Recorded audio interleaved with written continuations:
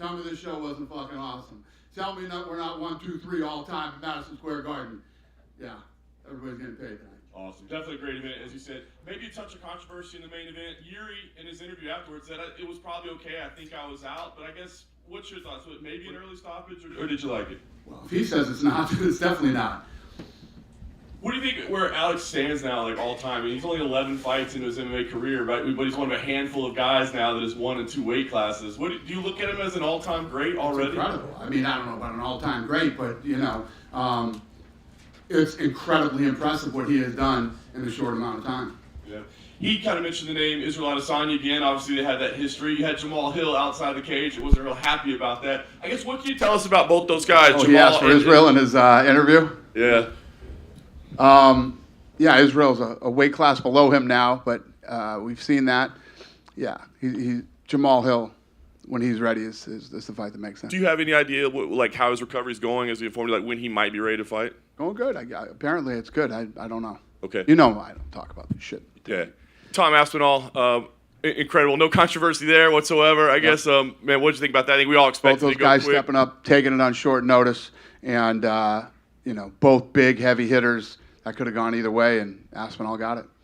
When you see that guy, hailing from England, obviously, do you immediately think we got to take his next fight? We got to do it in England, have a title fight over there, or do you think that? Well, with a lot of these guys right now, you're looking at possible Spain, UK, France, all good stuff. All new territories or places we've haven't been in a while or haven't been, or it's all good stuff. We saw Stipe tonight, and obviously we wanted to have Stipe and John. Is that still the fight to make, or do you feel like maybe Tom deserves to fight John or deserves to fight Stipe, or maybe that's a better fight? No. You do those two. Right. Those two both deserve that fight. That's the fight they want. What I love is that John Jones, as soon as he heard that he was injured and he knew how bad it was, went right to LA, got the surgery, and he's already in rehab. So physical therapy, I should say. He's in physical therapy. Yeah. Yes. John Jones is in physical therapy already. All right. We're happy about it. Thanks. And I guess so. Do you anticipate Tom defending the interim title because of how they'll have to wait for that fight to happen? Do you expect him to fight somebody else? I don't know. We'll see how that plays out. We'll see what happens. Took this fight on short notice. Obviously, looked great. He's got plenty of money to chill out for a minute, and we'll see. Nice. The last thing for me, I just want to ask you, 30th anniversary show. I know you're not always the sentimental type or have time to even reflect, but I guess special moment in the company history. What does tonight mean for you? Yeah, I mean, when you look at it, it's our 30th. I was thinking about this earlier. The corruption that kept us out of New York City for so long, for us to come in here in just 7 years, and you think about this historic arena, this incredible city. And for us to be number 1, 2, and 3 all time on our 30th, and great card tonight, great fights, great crowd. You couldn't really button up a 30th anniversary any better than tonight. Dana, to your right. I know you follow boxing for a long time, and Joe Louis, who won a title in this arena, was known for that 6-inch left hook that he had, short little. And I kind of thought of that when Alex landed that punch tonight, that little short hook on Yuri. It was like that kind of power is rare, and you don't see that very often. Do you think that that's what separates him kind of from the rest of the pack? Yeah, and what's crazy too is the first leg kick hurt him. He knew it. He kept kicking that leg, and that leg was going to be a problem as the fight went on. And, the kicking power, the punching power. He moves like a middleweight, and he's pretty nasty. And Yuri's kind of a tough guy to figure out. With Very, all those and he's tough. Durable, tough guy. Right. And I guess, what I'm impressed with Alex in that case is the fact that he's 7 fights in his UFC career, and 10 fights or 11 fights overall, and he's able to deal with those things. Yuri was switching stances a little bit early, and kind of the way he was moving. Does that impress you, the fact that how Alex has grown in this short period of time in MMA, and he's adapted, and it seems like he has a complete game already in just how many fights it is? Yeah. I mean, I think that he and Israel Adesanya, if you look at them coming from, one style and being able to make the transition and do as well as they've done here, it's very impressive. And then the last question for me, I asked Aspinall this before the fight. I said, hey, dude, you saw what Volkanovski did and saw what Usman did, and they took the fights on short notice and they lost. Did it give you any pause? And he said, well, you can never win the title sitting on the couch. And I wonder what your thought is on that, because sometimes if guys aren't preparing, they don't give themselves the best chance to win, right? And the fact that, Alex Volkanovski and Kamaru did what they did was commendable, but they also didn't give themselves the best chance to win. But you still believe in guys taking that opportunity, right, in doing what Tom did tonight. Yeah, 100%. I mean, when you get to that level, I mean, you're one of the. I mean, Volkanovski is pound for pound #1 guy in the world. You definitely jump on those opportunities when you get them. I guess the only thing I was saying, though, is if you're not training I know all these guys work out, but on a regular basis, right? His guys told me in the ring tonight that Aspinall was on vacation when he got the call. So, you know what I mean?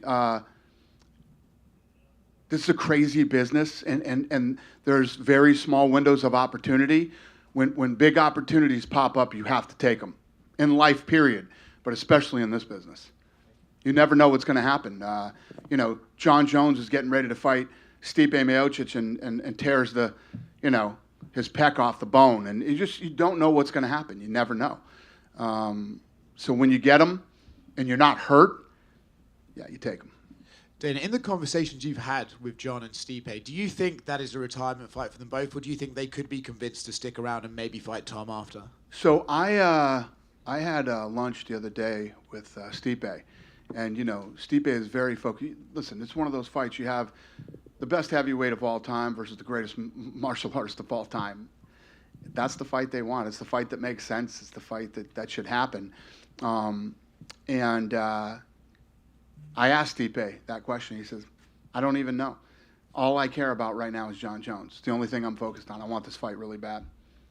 With Tom, right, it's not just it's not that he's winning, it's the way he's winning and how quick he's winning. Do you think this guy could be the new generation of heavyweight that likes we haven't seen before and could even go on to be one of the best in that division? Yeah, so obviously what we've seen of him is great, but I hear even better things about him. I mean, I hear in the gym this guy is an absolute beast. He kicks the shit out of everybody. And the people who surround him and know him well really believe in this guy. So obviously what he's shown us so far has been unbelievable. I can't wait to see what's next. Now you got 2 champions from the UK. Is there a chance we get a pay-per-view back there next year? Yeah. Cool. Yeah. We're going to be going all kinds of places next year. So, yeah, it's fun. I always talk about, how do we beat this year? How do we beat this year? And it's just, you couldn't write a script better than reality. What really happens and how it plays out and where you end up, it's what's so fun about this business. Yeah. Last one from me, you #1, #2, #3 in Gates at MSG. I know you're not a guy who holds on to grudges very much, but is this the perfect way to say fuck you to those people who kept you out of New York? Say that again? Is this the perfect way to say fuck you to the people who kept you out of New York? Yeah, well, believe me, the people who kept us out of New York went to fucking prison, so they're good. But yeah, the Culinary Union from Las Vegas, fuck you. Yeah. Dan in the front right here. I know you gave him a bonus, but what do you make of Benoit Saint Denis as a talent? A lot of people online are already labeling him as one of the more violent fighters in the division, and he already wants his shot at the BMF title, and then he's already talking about fighting Islam so early into his career. So what do you make of him as a talent moving forward? Yeah, I mean, obviously tonight was a big night for him. Looked great. He's one of the hottest prospects in Europe right now, period. So, yeah, we're excited. Similar question about Diego Lopes. You gave him another bonus, but he seemed to get one of the bigger ovations even before this fight, even at ceremonials. He's already calling for main events in Mexico. So a similar question: where do you think you can take a fighter of his caliber? And it seems like he's already a budding star. Yeah, you're absolutely right. He's fun. He's exciting. I like everything about this kid. The answer is yes. You could do a lot with him. And the last one for me, Lupi, 7 months or something like that. She needs a month off. She seems a little bummed about it, but where do you see the future for her too? She's bummed out about a month off.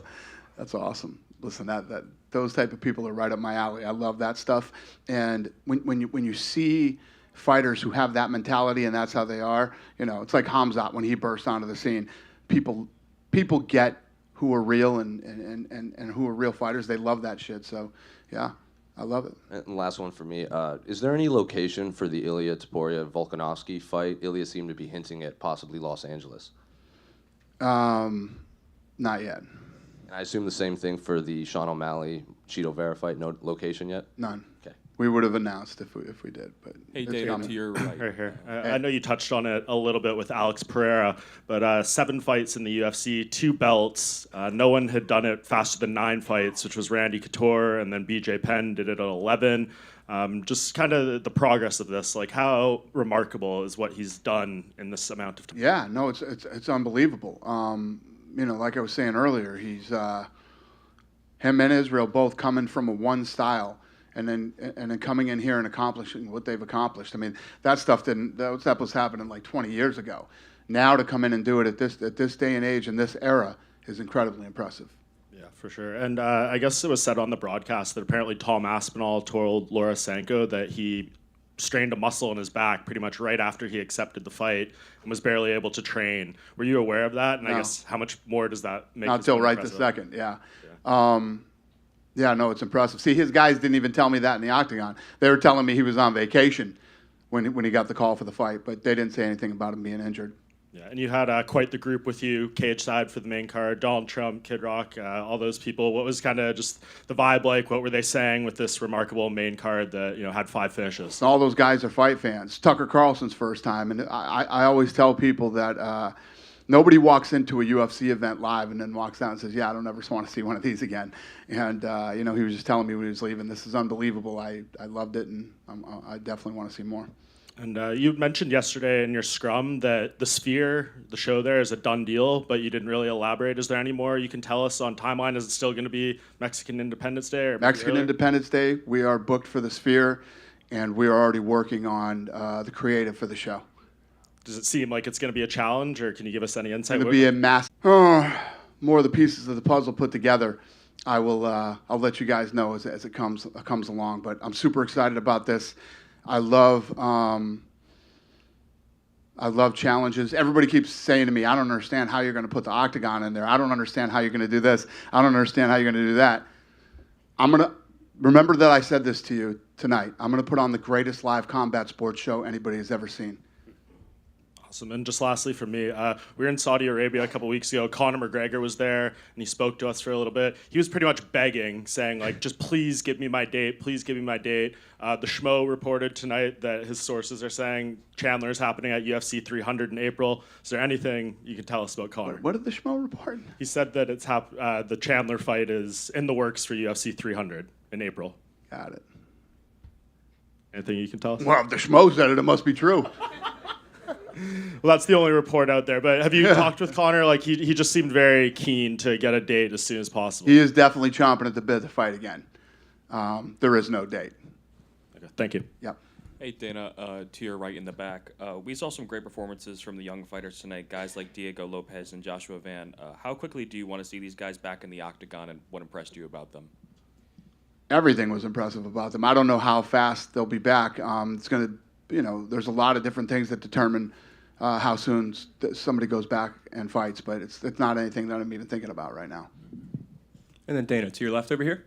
Could be a little premature, but 2024, any plans to come back to the Northeast? I know maybe March, Atlantic City's circulating. Wondering if you could confirm that. We have been talking about Atlantic City, yeah. We have been talking about Atlantic City. We've been talking about Jersey. Yeah, we'll see. Dana, to your right. I don't even have the locations for the fights that I already have booked. We're still working on, so I'm not, you know what I mean? Sorry, what do you see next for Jiří Procházka? What do you see next for Yuri? He just fought 25 minutes ago. Okay. Dana, please. I have no plans for him right now. He needs to go take some time off, relax, heal. His leg's busted up. And then we'll figure out what's next for him. He'll be back. He's a tough, durable guy, and, we'll figure out what's next. Thank you. Dana, on your left. Hey, hello. We have a 22-year-old fighter in France called Baki. He's currently in 8-0. He's fighting next week for the welterweight belt at Ares Fighting. We also know he was Hamzat's sparring partner for his fight against Kamaru Usman. And what do you think of him? Do you have an eye on Baki, and are you open to his rival on UFC League? What was the question? It was about a fighter that's Hamzat's sparring partner. There's a prospect that Hamzat trains with. He's fighting in Aries, the French promotion. He's asking if you know who he is. His spot. Yeah. But I do not. you do not know him? No. Oh, okay. But if he wins, I probably will. And now you just told me about him, so I'll have to check him out. Okay. Keep an eye on him. Yeah.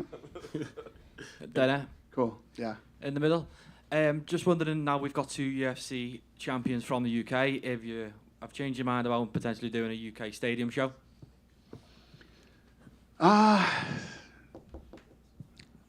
Yeah, I mean, I could. I love the O2.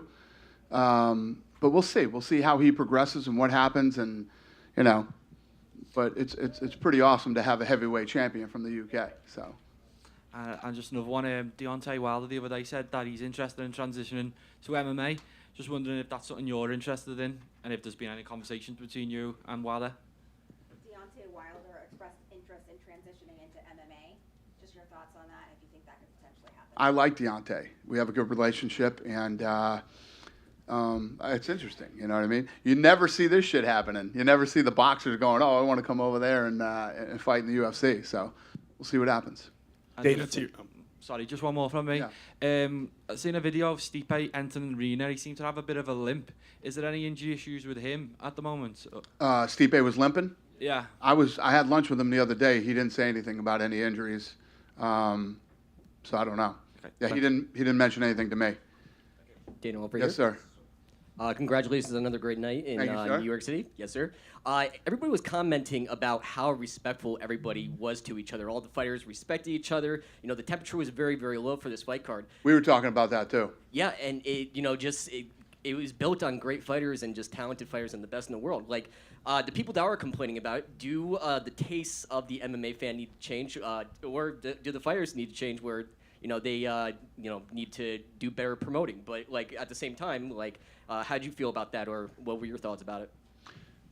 You talked a little fast for me at the end. Were you saying, how do I feel about the respect that was shown between everybody? Correct, We loved yeah. it. I mean, I was talking about Aspinall and Sergey. I mean, their exchange when they were being read the rules, their exchange after the fight, everybody was super respectful. This is one of those fights where you don't need a ton of shit talk. Everybody knew. People who were in the know, when the Jones fight fell out, people that know the sport knew that fight was a real fight and was going to be good. And everybody was respectful. It's actually kind of cool when that happens, and it makes the stare downs much easier on me.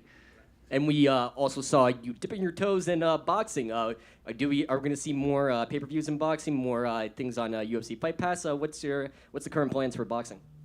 Well, I mean, right now I like Tom Loeffler. I like his show. I like his matchmaking.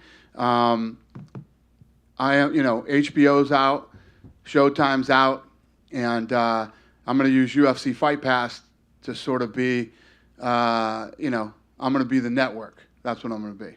And the production was this way very, very fast-paced. There was fights after fights. Like, obviously with the last 2 boxing fights, NyQuil takes boxing to go to sleep at night. It was talking for 2 hours, and then the fight. Fucking brutal. Brutal. Try to sit through a live boxing show. Try and do it. Show up to the first fight and try and do it. Yes, if you notice, the pace of the show moves fast. The matchmaking is real. Even Callum Walsh, who Freddie Roach believes in a lot and is a prospect right now, they threw him in there with a real fight. This kid was 13-1, 9 knockouts, turned it into a street fight at the end, and these are the kind of fights that you'll see in that promotion, and that's what I love about it. I love the pace, matchmaking, and everything else about it. He's got a lot of good up-and-coming talent. The other thing you don't see a lot, you always get this in the boxing world, you get the big fish in a small pond type stuff. They never go outside. You got East Coast versus West Coast. That's the type of stuff you're going to see on Fight Pass with 360 Promotions and Tom Loeffler. Awesome. And one more question for me. And we saw you sitting next to Triple H. How's the relationship been with TKO, and how's been working with Vince McMahon and Triple H? Maybe some cross-pollination like Pride did with New Japan Pro Wrestling? No. Listen, if there's something there, like Ronda going over there, like Brock coming over here, if that whether we were with them or not, if that was the case, we would do that stuff. But the relationship has been incredible. Vince has been an amazing partner. I always like Triple H and Stephanie. So we're having a good time with those guys. So you're saying that there's not going to be a Battle of the Billionaires 2 between Dana White and Vince McMahon. Is that correct? What's that? There's not going to be a Battle of the Billionaires 2 between Dana White and Vince McMahon at WrestleMania. It's all over. It's all over. We're buddies now. Now we're friends. Congratulations. Thank you. Dana down here to your right. Yep. In the 12 years since John Jones claimed the light heavyweight title, you've seen many a prospect who's been touted as the potential man to beat him. Now, I know there's still a lot that has to happen in terms of John and Stipe, but if John does stick around after that, how do you rate Tom Aspinall's chances of beating him in comparison to the other fighters of previous times? Well, let's see how John heals. Let's see how he looks when he comes back from this injury. Obviously, he's going to fight Stipe. Let's see how that goes. And then, John Jones is so good. I mean, you can doubt him. You can this, you can that. You can not like him. The guy's never lost a fight. Moved up to heavyweight, made it look really easy. I don't know the answer to that. We got to see how everything sort of plays out. And how big do you think it is now? We've obviously previously had two UK champions in Leon Edwards and Michael Bisping. How big is it having a heavyweight champion? I know it's interim, but still. No, it's huge. I mean, listen, whenever you get a heavyweight champion from anywhere, you know what I mean, outside the country, it's a big deal. And to have a heavyweight champion in the UK who is a bad dude and legit, and everybody around him claims that he's that good, and he's a great guy, great personality. It's a home run. Cheers, thank you. Thank you. Dana, right down the middle here. Over here. Tom was talking to us earlier this week about the heavyweight division. He sees kind of a golden age coming, a new golden age for heavyweight MMA. More athletic guys that can do a lot more. They're not kind of plotting and maybe like the way maybe we saw in different generations before. What's your take on his thoughts on that? I don't understand the question. What do you see as far as the heavyweight division right now? Like in the future, like in the next 5 to 10 years kind of thing. Do you see different heavyweights now than maybe we saw in past generations? Well, you're gonna. Yeah, I mean, if that's not the case, we're in trouble. The sport keeps evolving. The athletes keep evolving. And, Aspinall is amazing. He looked great. He's got a chin, too. He ate a couple shots tonight. And, and like I was just saying with this gentleman over here, we have a heavyweight champion from the UK. So it's awesome. Now, do you really want to keep him on the shelf for as much as maybe a year for Jones and Miocic to kind of sort things out, or are you gonna maybe have to start considering other options in the interim? Yeah, I don't know. I don't know what we're gonna do yet. I talked about that earlier. We'll see what happens. You know what I mean? Like I said, he's got some money, and I don't know. I don't know the answer to that question yet. You guys love to come to the Garden. Obviously, November is your time of the year. Have you guys ever considered, or are you considering maybe 2 times in the coming years at all? Yeah. The thing is too, when you come to the Garden, you want to bring your A game. You want to bring the right fight. We'll probably be back the end of next year, and we'll be 1, 2, 3, and 4. And you guys obviously you've got a relationship now with James Dolan because over the next 3 years, we'll end up being the top 10. Well, you've got this relationship now with James Dolan. You've been working with him for many years here. He's got the Sphere, of course. You guys have that going on now, too. Is that something you guys have ever talked about? Is there more interest on their end to get more? Oh, 100%. Yeah. 100%. They'd have us here every weekend if we could. And, yes, I have a great relationship with Dolan. And, I've been terrorizing him about the Sphere. And we got it done, so I'm excited. Dana, right down the middle here. Nate Diaz was in attendance tonight. I'm just curious if you got the opportunity to speak with him, and I guess kind of where does his relationship with you stand since he left the promotion? You guys. No, I didn't see him tonight, but he called 2 days any fights or anything like that. Gotcha. So no business talk since the Jake Paul thing. No. Dana, there were some rumors a little bit ago about the Islam Makhachev and Charles Oliveira rematch, which were kind of quickly dismissed by Ali and the management team. Is that still the plan going forward to have that rematch? And if so, when would that be? Eventually, but Volkanovski's You talking about Volkanovski? Oh, yeah. Makhachev and Okay, Oliveira. Yeah, no. We don't have anything right now. Maybe in the summer. All right, thank you. Yeah. Dana That over was here. never a fight, by the way. That was announced. That was never a fight. Dan over here, right next to him. The co-main event was for the interim heavyweight title, and we're preparing for Jones versus Miocic. But the original plan that we all wanted, was John Jones versus Francis Ngannou. Obviously, that didn't work out. I've seen in boxing that there's a lot of cross promotion in the divisions, whether you see people from Top Rank going to Showtime or anything of that nature. Is there an opportunity for you to cross promote with the PFL for, say, a Jones and Ngannou fight? And is there anything specifically stopping that from happening? Is there any way to stop it from happening? Is there anything that's stopping that specific fight or a specific cross promotion with the PFL from happening? No, I'm not interested in that. We tried to make that fight. They didn't want to do it. And it's done. He doesn't fight here anymore. I'm not interested. So no fights with the PFL just in general? Should I? Possibilities. We got 1, 2, and 3. They can't sell a fucking gate. Oh, talk to me. And Dana, It's a stupid question, but go ahead. Talk to me. Why would I do that? I tried to make the fight here. They didn't want to do it, but I should co-promote with the you know, with like a Bellator or a PFL. Why should I do that? Talk to me. I guess it's just, a partnership with ESPN or anything like that, just in general, with just co-promoting in MMA to make, MMA fans happy, just for everyone to be involved with each other. What? Because of ESPN? As a partnership, yes.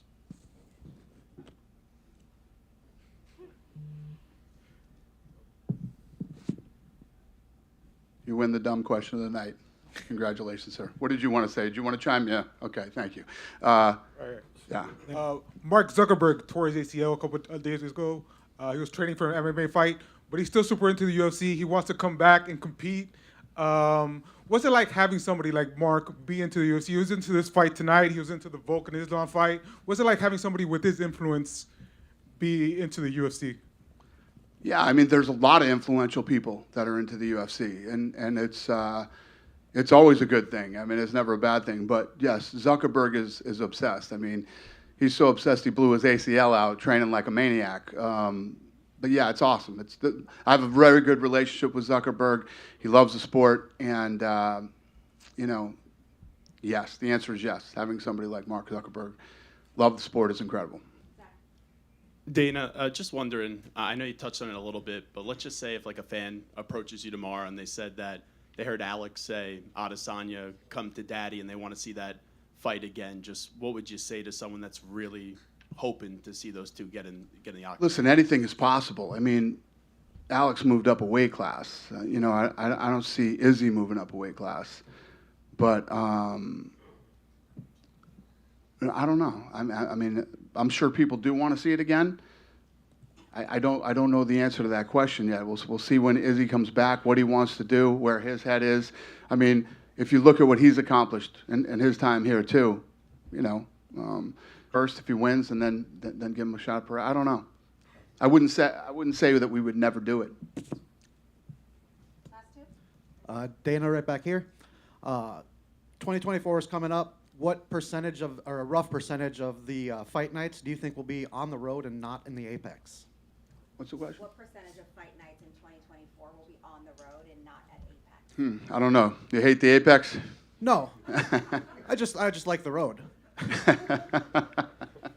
All right, sir. What publication do you write for? 740 The Fan out of Fargo, North Dakota. He writes for who? North Dakota, 740 The Fan? Yes. 740 The Fan, North Dakota. Yes. What's your name, sir? Josh Linus. You better be at every fucking fight night. I would love to be. That happens next year. I would love to be. You Okay? be on the road, I'll be there. No matter where we do a fight night, you better be there. Sounds good. Deal. Dana. Yeah. Alex Pereira won 2 belts at Madison Square Garden. Is there any chance of him defending this belt in Brazil in the next time?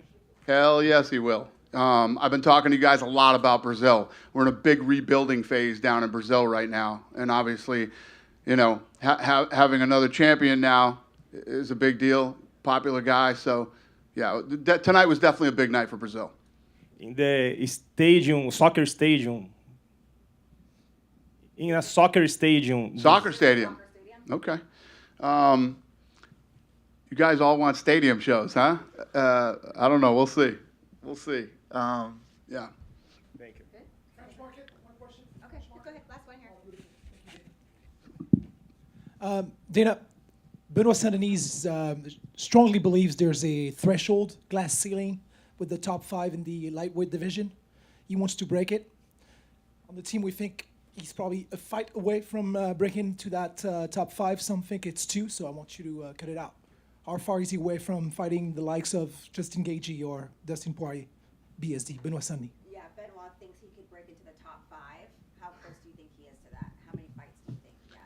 Yeah. Where's he at now? What's his ranking now? He's. Well, he wasn't ranked, but I'm thinking he's going way better than what Frivola was ranked at 14. Well, first of all, great question to ask in this room. All the people in this room make that decision, not me. And he just beat Frivola, who's ranked number 14. So you beat 14. Maybe if the media thinks that he's, you know, he beat 14 easily. He made it look easy. Maybe he goes to 10 on Tuesday. I don't. I mean, that would be a big jump. But maybe he goes to 10. But what matters to us is number 10 can fight number 2 and number 3 pretty soon. What's that? Can the ranked number 10 fight number 2 or number 3 pretty soon? Oh, would we put him in a fight with number 2 or number 3? That's right. Sure. Are you his agent? Huh? You his agent? Proud Frenchness, you know that.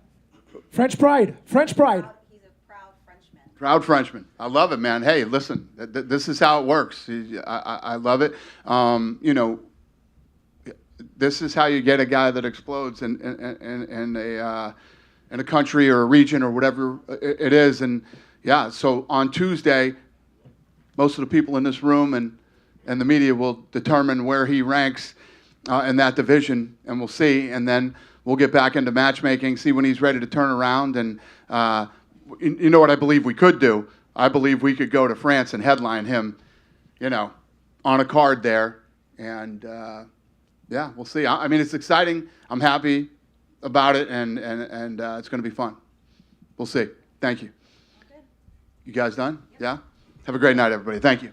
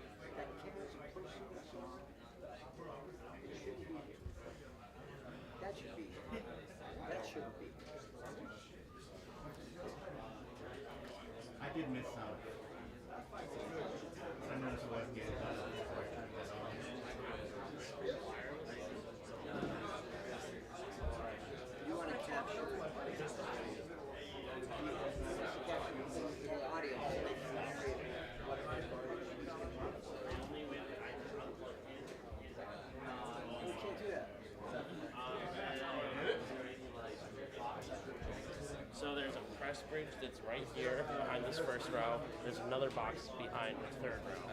All of my outfits yeah. See your audio just so I could get from the first row to here and just. No, it's good now. Okay, I'll give you a 25-footer real quick. What's that? You're good.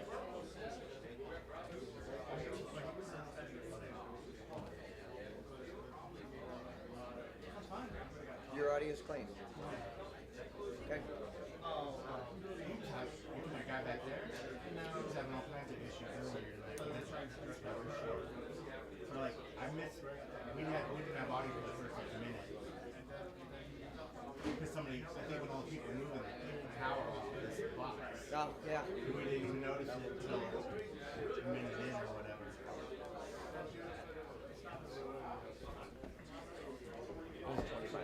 Sweet. So where? I'll have them. I think that's the end. Yeah. So let me have them plug this in. Thank you, bro. How far are you gonna be walking around? I'm just gonna leave it right here. Okay. Kenny, can you plug this in over there? Let me run it.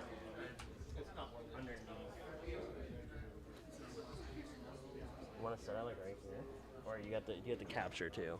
Yeah, I'm just gonna let it run. Okay. You want line or mic? Doesn't matter. Take line. I don't know. But what do you want? Yeah. What do you think? Do line. Line.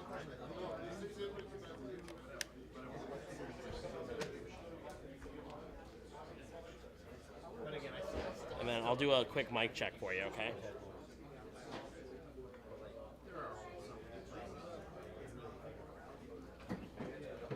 Check. Hey. 1, 2, 3, 4. Hey.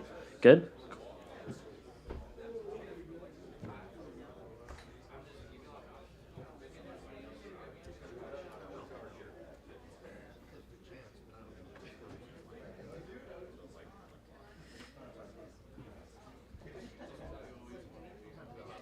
I may need to call in a favor and get an audio rip from you. I don't have like the first like minute. Okay.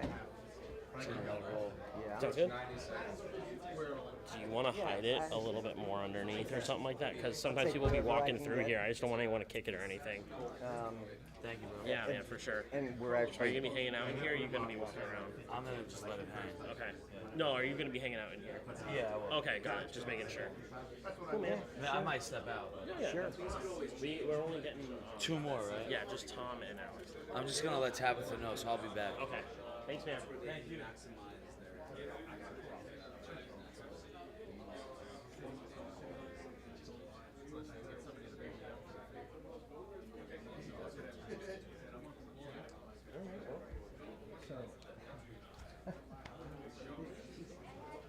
It's supposed to be. Oh, I mean, if you mean the city.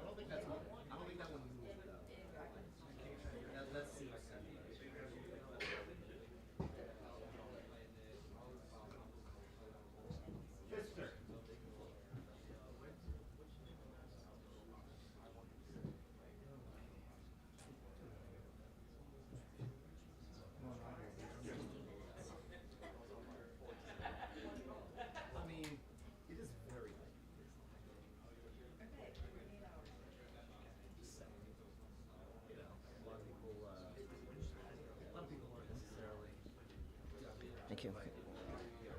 Seeing if, huh? The actual video files in the structures will have the inputs on the outside, so you get the message. It was nice that this was my actual file. It's inside the clip. It's the last crazy. It's on there as well. I don't know what the rest of it is, but if you want to check the video, Literally, okay, thank you.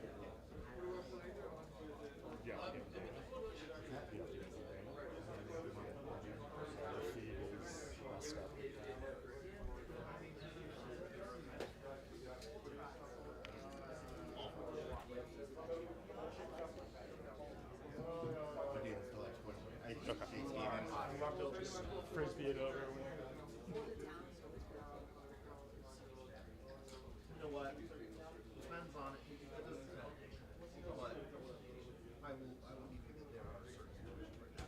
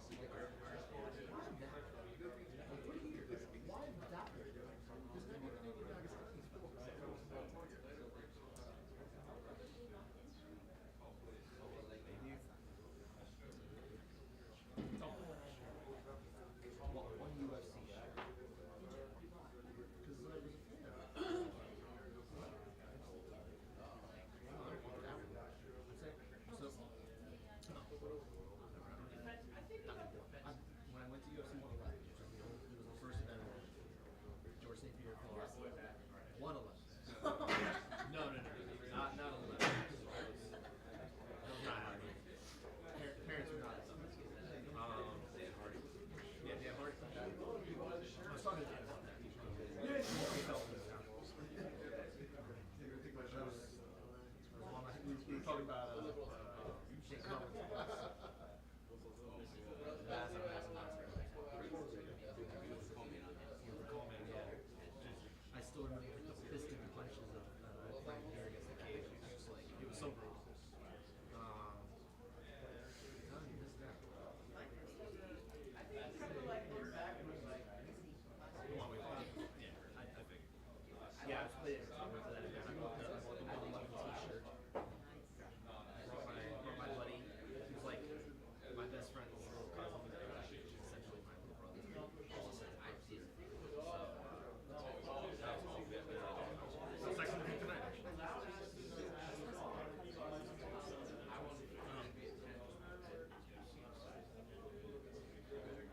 These guys outdated, so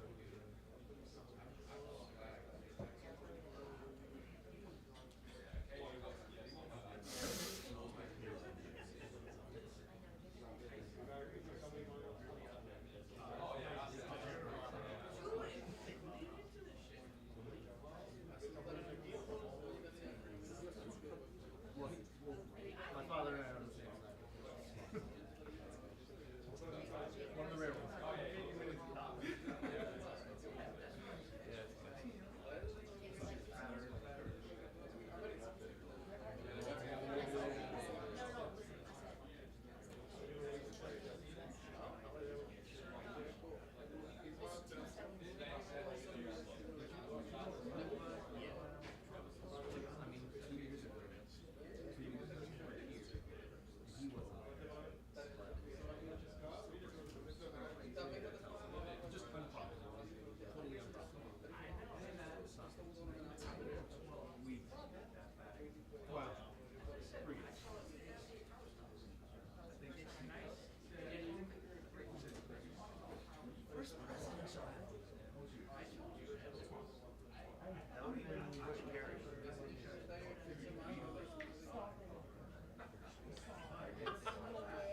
think they're telling me to cut this. So I'm just gonna go from. Okay. But I won't touch your accent. Just leave it there. That's fine. I'll leave you. I'll leave the lines. Thank you. Yeah, man, for sure. If it's not, I'll just be right back. Oh, good, man.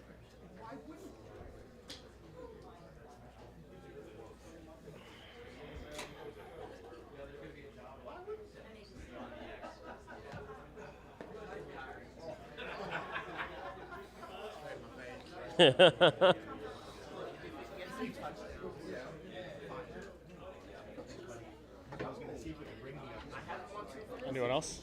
Oscar? Anyone else? You need one?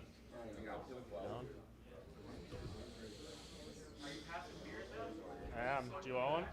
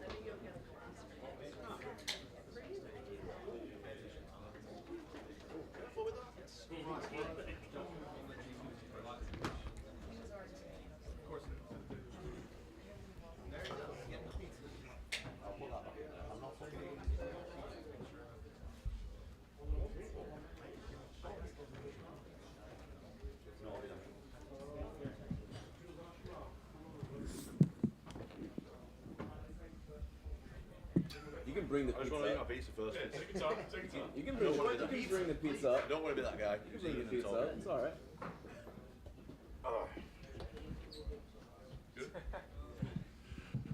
Well, Tom, congratulations. Obviously, kind of a whirlwind 2.5 weeks, I imagine, for you. I mean, have you even had a chance to process what exactly just unfolded for you? No. Simply no. I think this will take a while to sink in, to be honest. It's been an absolutely crazy 2.5 weeks. I've been saying, I can tell people now, I basically didn't have any training camp at all. I wasn't really in the best shape. I got the call like 3-4 days after. I pulled my back really bad. I couldn't barely even move or do anything. And yeah, it's been some, and I didn't have a visa as well. It's been some 3 weeks. Let me tell you, it's been absolutely insane. So pre-fight at the press conference, I loved what you said. Like, I knew that, I couldn't win this thing by sitting on the couch. So I said yes. But given all the circumstances that you were facing, like, was there any part of you inside that was like, this is dumb? Like, I probably shouldn't be doing this. Yep. That was my exact thoughts when I was sat in the locker room tonight. I was like, what am I doing? But to be honest, I get this a lot. Like, I hear too many people in this game, I think, and in life in general. I'm not trying to be like a philosopher, but like, hide away from fear. Like, they try and be like, oh, I'm not scared. I openly admit that I'm scared, and I'm going to do it anyway. Like, that's when I do my best. Like, look, when Sergey whacked me with the overhand right, my mouthpiece started to come out. Like, that's when I do my best work. When a big scary guy's coming at me like that, like, that's when I'm at my absolute best. And I embrace fear, like, with open arms, and I'm happy to be scared and perform like that. Well, it was a great performance, and the emotion that came out of you, I mean, immediately, I was like, you could see the realization when you knocked back. Can you just remember, like, kind of what was going through your head at that point, how hard you've worked to get where you are, and what was it at that moment? Oh, it's just absolutely insane. Yeah, it was just like, sorry, burping. Okay. Excuse me. Yeah, it was just flashbacks to the last. I'm a lifelong martial artist, My dad got me into this stuff when I was like 8 years old. To be honest, it's always difficult for me to tell when I started off martial arts because I had nothing else to do. I didn't even train. I was just sat around kicking a football around and just chilling. And I do a couple of techniques and I go off again. And so, but to answer the question, I've been involved in an emotion that it's difficult to get to grips with. That's awesome. Last thing for me, I know you're going to want to take some time to just enjoy this, but have you started thinking about what's next? Because it seems like it's kind of a weird picture, right? Dana was here earlier, and he says, we still got to do John and Stipe. He'll sit around. Have you started mapping it out, like what you would like to do now? No, I've not really thought about that, to be honest. I didn't think about anything like that before this fight at all. Like, I was aware of what I was up against tonight with Sergey. This is a guy that I know personally because I'm involved in these circles kind of at the top of the division. Nobody wants to fight that guy. Cut all bullshit aside, nobody wants to fight that guy. There's champions turning him down. So I knew what I was up against tonight, and I couldn't think past Sergey. So the guy's an absolute machine. And right now, I just want to chill for a bit, man. To be honest, I will see. We'll see what happens. But ultimately, I want to fight John Jones. Tom, over here to your right, if I could. You were on vacation, Dana tells us, right? Nearly. So where were you? I've got a little place in Wales. Like it's driving distance, but I've just bought a little place in Wales, which is like a holiday home, we call it in the UK. So I just go there with the family sometimes. So we had a little trip planned over there and didn't make it. Another one I've missed. I'm the worst vacation guy ever. I never seem to make it. So how was your wife when you did that and you told her that you had to leave the vacation? Yeah, she's not that happy, but she's used to it. You know, if I didn't have her, I'd be. You know, that's some of your biggest issues is your close circle to being successful, and she's very on board, as are the rest of my close friends and family. So I'm very, very lucky in that regard. What did you do to get your back in the kind of, because I know backs are really bad when you're hurting. What did you do specifically to get yourself back in condition so that you could fight? It's still bad. It's still not great. I've just been getting massages, seeing the chiropractor, and getting in the ice bath, getting in the jacuzzi, all the rest of the stuff. But to be honest with you, it's still not the best. I'm going to have to get it treated properly when I go home. When Sergey hit you with that punch early, and you know the mouthpiece, and you kind of wobbled there a little bit, anything go through your head like, you know, I have to be careful, or any thought about the way the fight was going to play out? No, it's all happening a bit fast. I kind of think all that kind of stuff. Like, I'm obviously aware he's got massive punches. And because I was so nervous, like I started off the fight not very well. Like I wasn't moving really well at first. And that's happened in fights before, you know, but never against a guy like that dangerous. So, yeah, he hit me with the shot. The mouthpiece started to come out a little bit. I kind of readjusted the mouthpiece on the fly. And I think that he thought he hurt me with the shot, but he didn't. So then I started cutting angles, coming back in and landing my shots, which is, you don't want to stand flat-footed and trade with a guy like that. That's why all my punches were off the angle and with the calf kicks and stuff. And then the last thing I wanted to ask you, you win the title in your 8th fight, which is an amazing accomplishment. And the guy that fought after you won his 2nd title in his 7th UFC fight. And I wonder, just as an athlete watching somebody do that, like, can you just comment on what the significance of what Alex just did by winning a light heavyweight title and a middleweight title in the last year and doing that all in that short period of time? Yeah, it's fantastic. And obviously he's got a long kickboxing career as well. The guy is an absolute machine.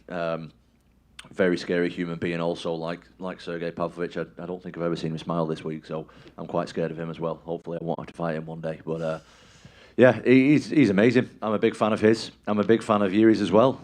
Also another scary guy, another wild guy. I'm going to have to watch that fight back, obviously. I've not had a chance to see it myself yet. But yeah, they're both two great guys. Tom, you've made no secret of how much your father has meant to your journey. And I know that your dream was always to give him that belt. But when actually getting to do that in the octagon, actually physically doing the thing you dreamed about for so long, what's that experience? Oh, mate, it gets me emotional thinking about it. There's been a million people involved in this career, not just my dad. Do you know what I mean? Like, I've got such an amazing team around me now of heavyweights. It's fantastic. But I've trained at so many gyms over the years, all at this point near enough all over the world. Do you know what I mean? I've started training in Team Carbon when I was like 14.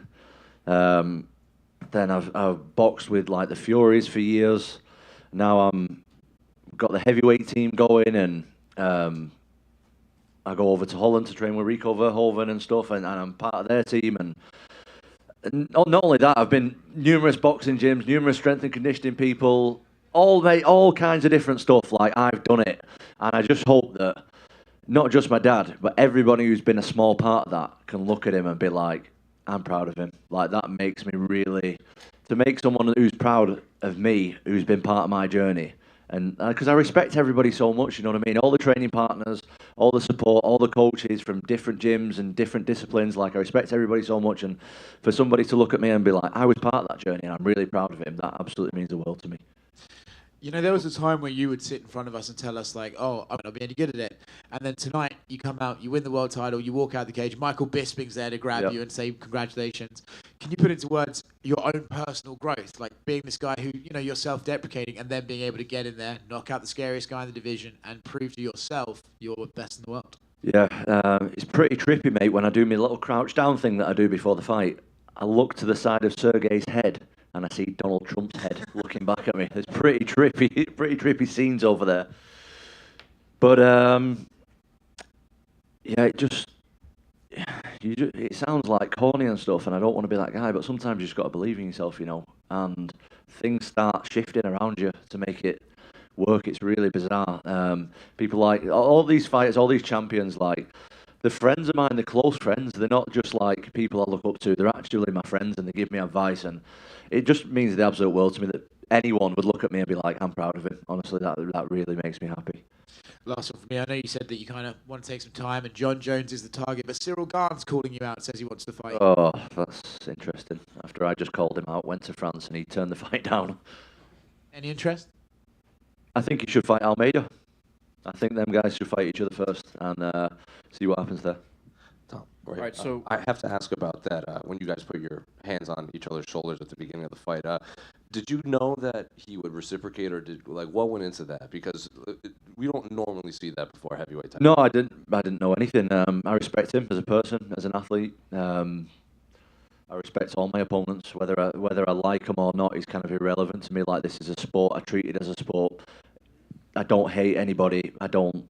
You know, I have love for everybody. I told him after the fight that I love him and I'm sorry and hope he gets back and all that kind of stuff. And I respect him before the fight, during the fight, after the fight. Opponents are irrelevant to me. Like, they're just a person that I'm fighting. It doesn't mean anything to me. I don't have to hate anybody.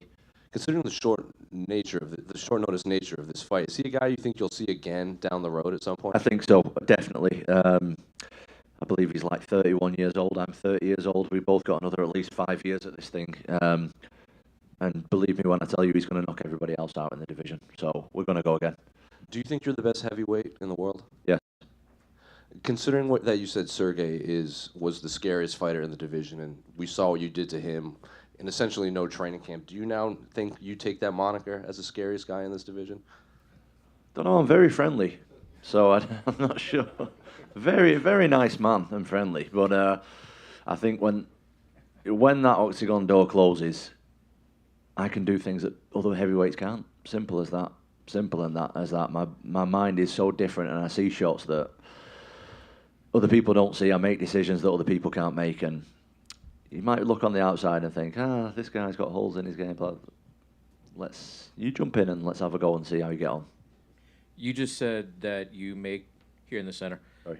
You make decisions and you hit shots that others can't see. You won the fight off of a pair of left rights back to back. Was that something, again, you saw, or was it just a matter of trying to get fast hands on him, or what? It's just reactive. That's just like a testament to my training. I've been training since I was, as I just said, 8 years old, and when I see a shot, I'll throw it, and when I don't see a shot, I won't throw it. And I believe I hit him with like a stepping over left hook and a right hand, and then maybe a 1-2 after. I'm not sure.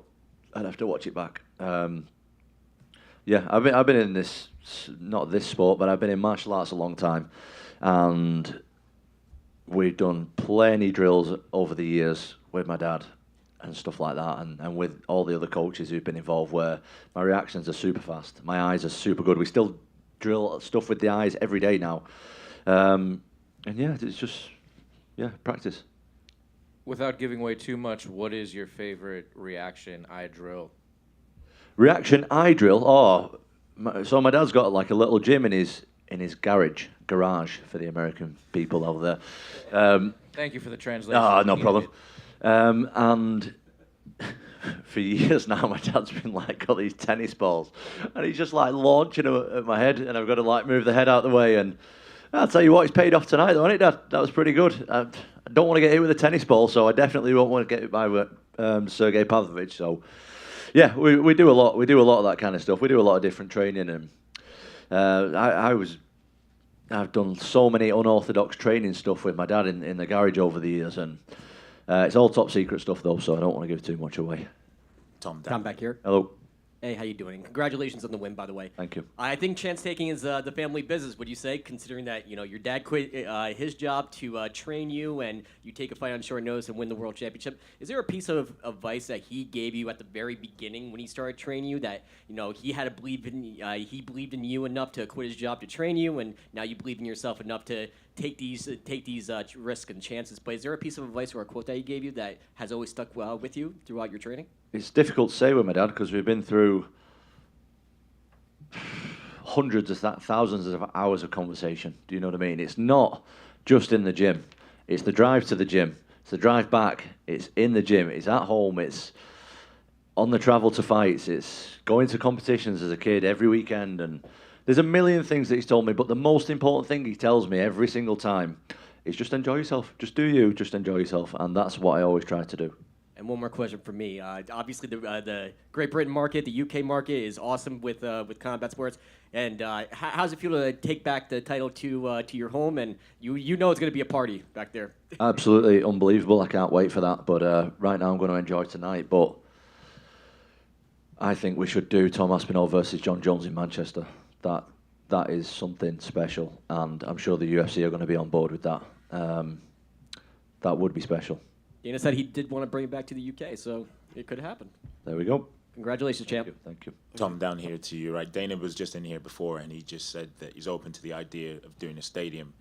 Now, obviously, the historical one would be Wembley, and I know you said that you're just taking it in right now, but now that I put that prospect to you, and maybe I know Manchester would be perfect for you, but what about yourself and John Jones at Wembley? Absolutely incredible. Also, it doesn't have to in Manchester, but I think that if we do the greatest fighter of all time versus the UK heavyweight champion of the UFC, the UK heavyweight, you know what I mean? You know what I mean? The UK guy who's the world champion. That would in the UK, that would be absolutely insane. Like, let's do it. Absolutely. And John has kind of gone on record and basically said that the Stipe fight might be his last fight. And I think he said that because, he's been down the years, he needs someone to excite him. Do you think that performance that you just put in there would excite him and get him up for one more? How could it not? I don't think I did much wrong for him to be like, that's an easy fight. I think if I hit anybody square in the face, they're going to go to sleep. Simple as that. And John knows that. And that's no disrespect to John. I absolutely love John. Like, he's one of my favourite fighters of all time. I absolutely look up to him, but I want to fight him, and I think I can win. And you don't have to answer if you don't want to, but what were the first words that you said to your dad, Andy? I can't remember. I was just in a world of absolute madness. Cheers, mate. Appreciate it. Tom right here. This was kind of a star-making performance from you tonight. When this kind of happens, life can change a lot. People come out of the woodworks. They want things from you. They want to be your friend, all that stuff. How do you plan on handling that kind of change that may come from people around you? I've been experiencing that a little bit over the years, do you know what I mean? But we keep a tight circle. Simple as that. Anyone who's not on the... Well, I used to say before tonight, anyone who's not helping me become the best in the world, I'm not going to be around them. But I'm the best in the world now. So we keep a tight ship. I'm happy with the people I've got around me. Absolutely incredible people. Each and every day I enjoy. Each and every day, I'm spending time with people I love and who care about me, and I love them back. It's not like, they're not just sucking up to me because I'm doing well in my career. Like, we're all friends. We've got family members involved. There's all kinds going on. But I'm really happy with the people I've got around me right now. I don't need anybody new. Yeah, and one of those people who's shown you a lot of love, I know you touched on it a little bit, was Michael Bisping. You guys kind of embraced when you were leaving the cage. How much has his support meant to you through this process? It's meant a lot to me. I used to go watch Bisping and sit up in the nosebleeds before he even knew I existed, like for a good few times. I remember going watching Bisping against Chris Lieben in Birmingham. I don't know what year that was, but it was fucking ages ago. 2008, I think. It was 2008, yeah, so I would have been 15 years old then. Do you know what I mean? And we saved up and sat in the nosebleeds to watch Bisping. So me and Bisping now are good friends. He's an absolute idol of mine. I look up to him as a person and as a fighter, and I just love what he's doing. He's just such a great guy, and yeah, I got a lot of respect for Bisping. Congrats, man. Enjoy it. Thank you. Tom in the front. Yes, hello. Down the middle here. Tom, did you get the chance to talk to your? I know it's really early in the morning Yeah. from at home, but did you get the chance to talk to your wife? And Not yet. Not yet. Yeah. My dad tried to call her, but she didn't pick up. So I don't think she knows yet. I'm not sure. So there was no plans for her to, or the kids even.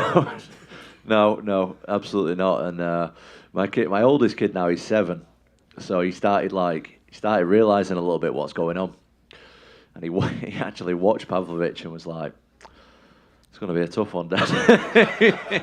He's like, he goes a lot off rankings because he doesn't know, like, the rankings definitely stand for something, but he knew that Pavlovich was ranked number 1 and I was ranked number 4. He was like, "Oh, this guy's number 1. You have to be careful here, Dad. This is," and then he started telling me a game plan. And then he said, "You got to remember it, though. Make sure you remember it." I was like, "Yeah, will do." He said, "You're going to have to write it down, Dad. You're going to have to write it down and take it with you." I was like, "All right." But I'm sure he'll be happy when he finds out. Well, what was the game plan? Not what I did.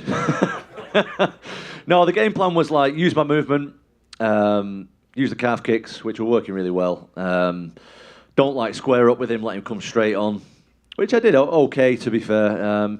To be honest with you, I was really nervous in there. And I couldn't get my movement going well straight away. I felt like I started a little bit slow in comparison to normal, but I'm not complaining. We got the win. Was that because of the back, the movement going? I think so. I don't know. I don't know if it's the back or the back's actually all right now. It's not as bad as it was. I don't want to milk it. It was quite bad, but it's all right now. But I was just nervous, man.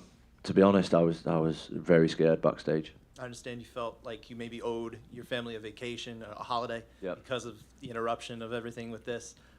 Might they expect a greater holiday, maybe something more special because Absolutely. of the They deserve everything, and I've been away so much lately.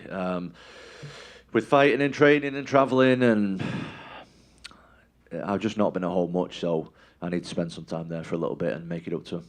And the last one for me, I mean, obviously, if you're going to be waiting for John Jones, you might be waiting a while because he may not come back till, who knows, summer, could be later than that. Is that something you're prepared to do, wait even more, as much as a year or more to get No, to the fight? I don't want to wait a year. I definitely don't want to wait a year, but I think that me and Jones is the fight to make, to be honest. So if I have to wait a year, I will. Like, that's the fight that I really, really want. And I think that me and John in the UK, that's just a dream for everybody. At the UFC, fans, everybody will love that. So that's what I'm aiming for. Final 3. 1, 2, 3. Tom, just over here. Congratulations on an amazing KO victory. Tom Aspinall is now the interim heavyweight champion from Manchester, England. Do you have a message to your fans back home? It just means more to me than anyone will ever know, to be honest. Yeah, I just appreciate it a lot. Like, where I'm from is very important to me. But not only that, I got so much love here as well. Like, I didn't expect it. I didn't know what to expect, to be honest. Everyone's just been so nice, and it goes a long way, and I really, really appreciate everybody and anybody who's even wished me good luck or whatever. Do you know what I mean? Showed support in any kind of way. It absolutely means the world to me, and I'd love to thank everyone individually, but obviously I can't, and just means the absolute world. Tom, right down the middle here. While you were sitting up there about 5 minutes ago, John Jones tweeted about you. Oh, that's nice. Okay. It's a nice tweet. He said, "Congratulations on the interim heavyweight championship belt. That was an awesome performance." So to hear that from him, the guy that many consider to be the greatest fighter of all time and a prospective future opponent of yours, I guess, how does that feel? I've seen John talking nice stuff about me on a podcast as well. It's really nice. Obviously, it's always nice to hear nice things about you, but from someone like that who I massively look up to, even more so. Yeah, thank you, John. And just give me the opportunity, John. Let me do it. Give me my dream fight. Why not? I've just achieved my dream now. Give me my dream fight. Let me fight for my legacy now, please. And Tom, just on to your left. Can you actually explain this week now in terms of Atherton to Times Square, your face lighting up, and then now you're the interim heavyweight champ of the UFC? Because not many people do things like that from the Northwest, so it's just Yes. incredible. Didn't know you were coming, mate. It's nice to see you here. You Cheers, blended mate. in there. We got Manchester in the house. It's lovely. That's excellent. Yeah, mate, it means the absolute world. As I said, where I'm from is extremely important to me. Just everything about it. I just love the whole northern culture and just everything. Just everything. And I just hope people are proud of me, man. I feel like I've done a big thing, at least in my life, and I hope that people can look at it and get some kind of inspiration from it. Do you know what I mean? It's as people from the Northwest, we're not told we can do stuff. We're always suppressed, I feel. Luckily enough, I've got amazing parents and I wasn't, but I hope I can be that guy who's someone is starting out in martial arts and is like, he's from the same place I'm from, I can do it as well. If I can do that a little bit, that's mission accomplished. Tom, congrats, mate. Thank you.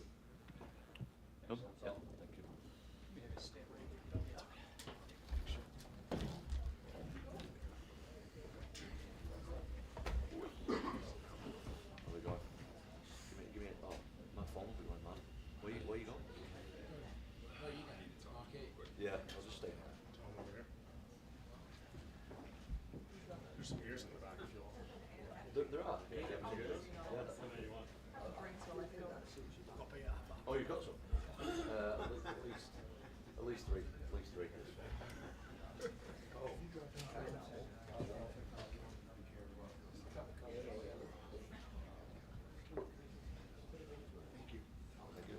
Is it back to the school run? I'll be school running Monday. Yes. Yeah. Have you got me down school? Yeah. Yeah, give it a sec. Cool.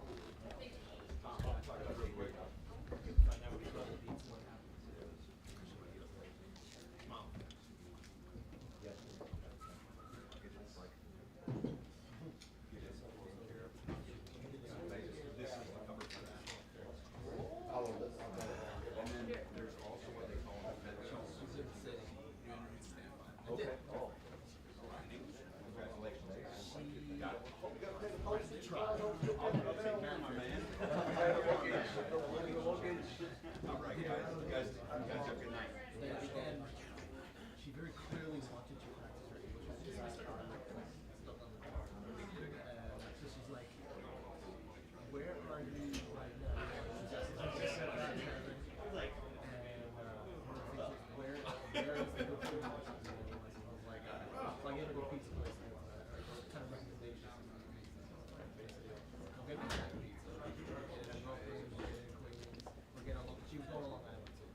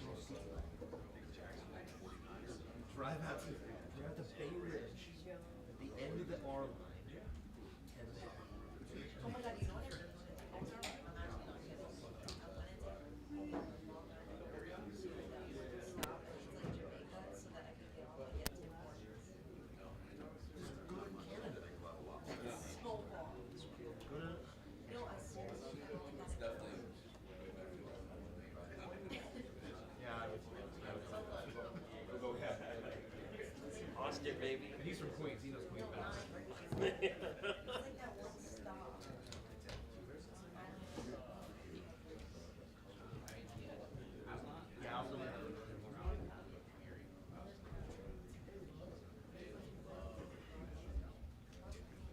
Mark's a good reporter. I kind of trust him. Yeah, that's the one. Yeah. Well, listen, if the hour of videos, everything's good, right? Is there not one-on-one like the Metro New York fight?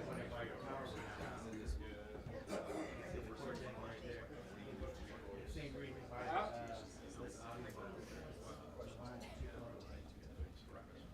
Can I also promise you the Tim Hortons is like no, I've been there once.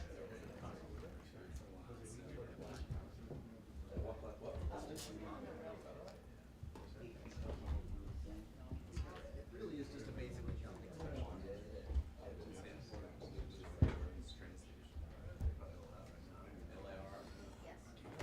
Huh?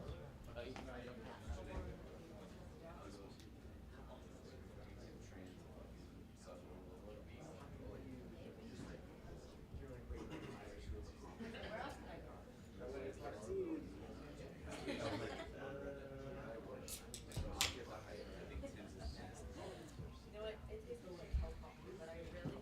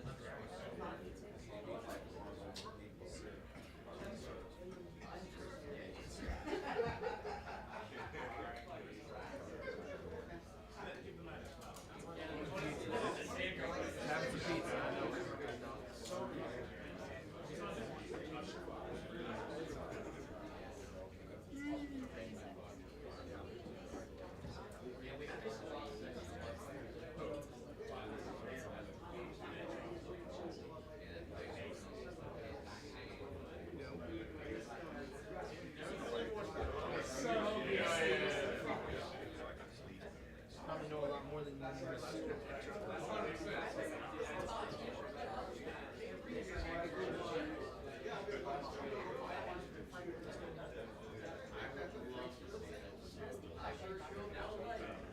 Oh, were you doing it? Wait, kickboxing or cardio?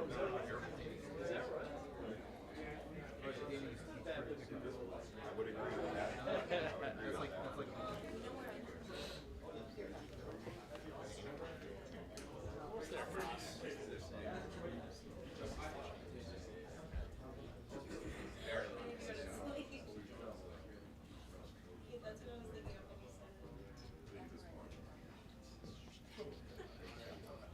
Oh, yeah. That makes more sense. You got me thinking, I'm like, what's on Fear Factor? The roast. I never watched the show, so I don't know. I never watched it. The closest I've come to watching Fear Factor with Rogan is the smells it. Rogan itself and Fear Factor version. And then what's his face? Chappelle is playing his time on Vegas. He's like doing all this thing. I know no crap.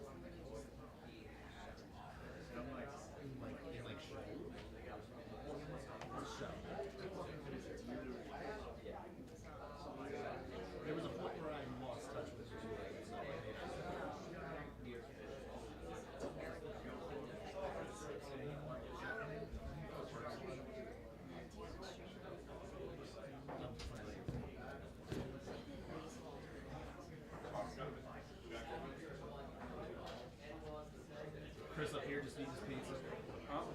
Just up here eating your pizza. He's changing. That's what we in just a sec. I didn't get the chance to ask Tom what he thought of the pizza. No. Oh. It's like my thing. I ask everybody, like, you have your pizza. What do you think of your pizza? And his answer would have been like every other person is overrated. Whoa. Shots fired. Your pizza. You feel that? Sir? Lasers coming out right now. From New England, you don't mess around with your pizza flops now. Wait about it. I like a good crunch. I don't think there's any middle ground. No. Pretty often probably thinks lobster rolls are better. Me? That's enough of me. That is a different thing. That is completely different. That's like you being from Ohio and you're like, oh, I guess I just it doesn't matter now. Right? Different fucking thing. Different part of the world. You're like right there, same fucking. A very small portion of me is like right there, and then the rest of it is very far out there. I drove up to Bar Harbor. Maine is like alarmingly like it takes a while to go.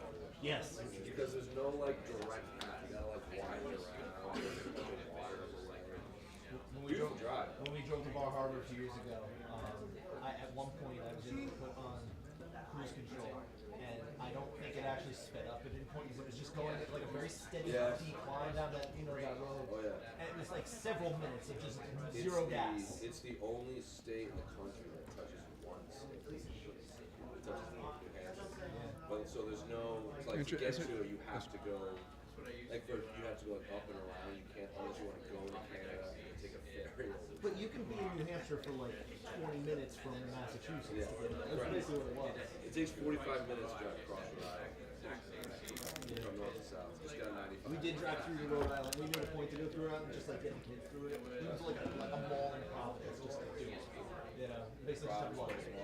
It was literally just to have lunch. It was like say we did Sunday night and drove through. Foot over. There you go. It's all right, bud. It's fine. I just realized when you're watching me eat pizza. You post that? Just get a video just with no caption, just PCBs. You can't even see his head, you just see a pizza going in that frame. Story called PR got beat up. Oh, that'd be good. He does have the height and reach. You see Tom like black eyes tomorrow.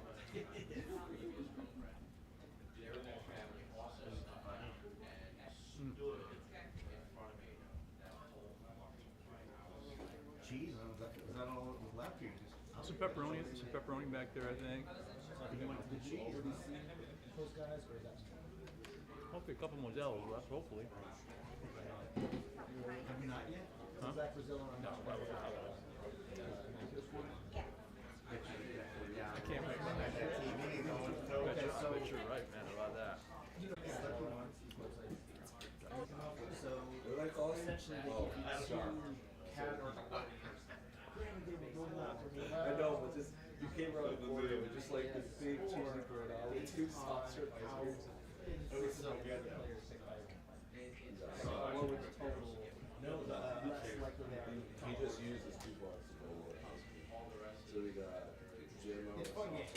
Zach played with. Such an unfortunate update. Yeah, it's like just go to immaculategrid.com. It's like no good connotation. No. I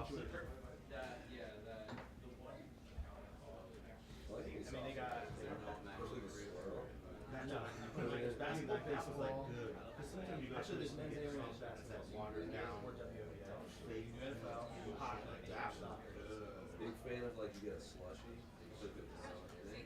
You just click it and then you'll play with it. Iceberg. Any name. It's like blue slushie. Scoop the soft serve ice cream. Is that posted? He posts his like where you can like share your score. That's Those are I know. That's the worst.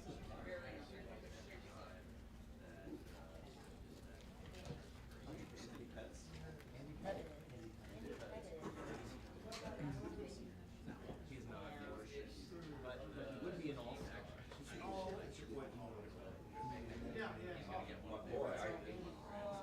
I mean, anybody with reducing is attached is basically not getting that as hard as ChatGPT. Even the stink isn't enough to keep people out, so like to actually have something like that is something extra. See, I just think, and you want to think of like, at least when I play it, I like to challenge myself. Like, I try to think of like who nobody else is doing. You can do whatever you want.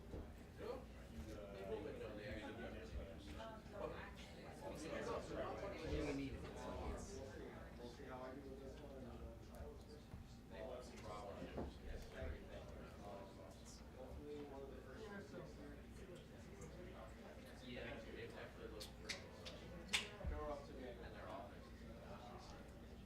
Just saying it. Go home. Now keep in mind, you don't get unlimited passes. You can only get like, you can only get. There's no. Absolutely. Yeah, you're doing right. So like, let's say you put in extra spots, like it's not the right person. Yeah. So then you can give it like a 9. About a 5-minute walk. But you ideally want to come to 9, of course, but you can match.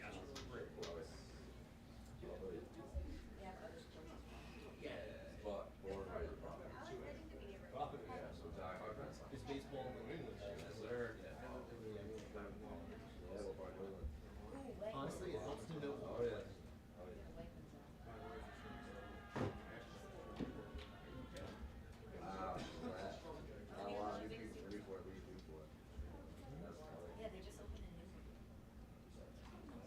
It's the Super Bowl.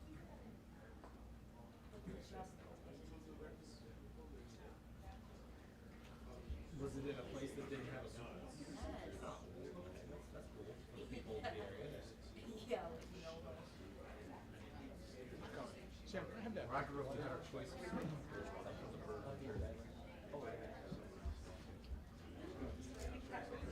Oh, just the water. Sorry.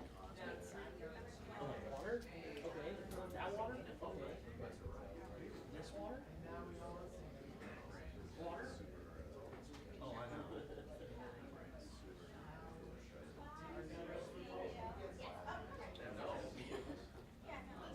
And you actually, just so you know, you can actually go back and play the other game. There's like hundreds of them. They get bored and you have to go forward.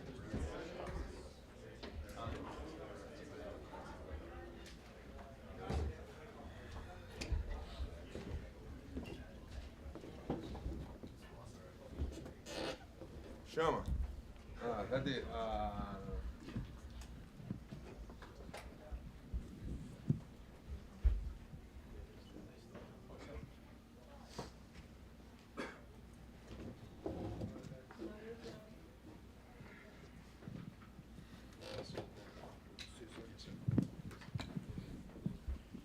Well, Alex, congratulations on the victory tonight. I guess, can you just put into words what this means to already be the champion of a second division this early in your UFC career?